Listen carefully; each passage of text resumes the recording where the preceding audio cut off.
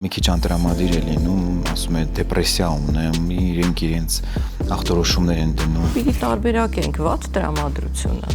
տխրությունը, հավես չունենալը իրական հիվանդությունից։ Սիրտանոթային գանգատների, բայց դրա տակը հիվանդություն չկա, ստամոքսաղիքային տրակտի, բայց դրա տակը իրական հիվանդություն չկա։ Գուցե ժառանգականությունը դեր ունի, թե ամեն ինչ կախված է կյանքի ընթացքից, հանգամանքներից, ստրեսից։ Շատ դեպքերում դա լինում է օրինակ կորուստի, բաժանման ժամանակ։ Կարող է լինել որոշակի անհաջողությունների, որոշակի տնտեսական ճգնաժամերից հետո։ Հետազոտությունները նորմալ են, բայց շարժունակությունը իրա դանդաղել է, խոսքը դանդաղել է, ընդ որում գլխուղեղի հետ ոչ մի խնդիր չկա, արթնացել եմ հոգնած, ոնց որ շատ գործ արած լինեմ, բայց քնել է ինքը իրական։ Տղամարդկանց մոտ եւ կանանց մոտ դեպրեսիայի ժամանակ դժում է սեռական առողջությունը։ Որ թեման շատ փակ է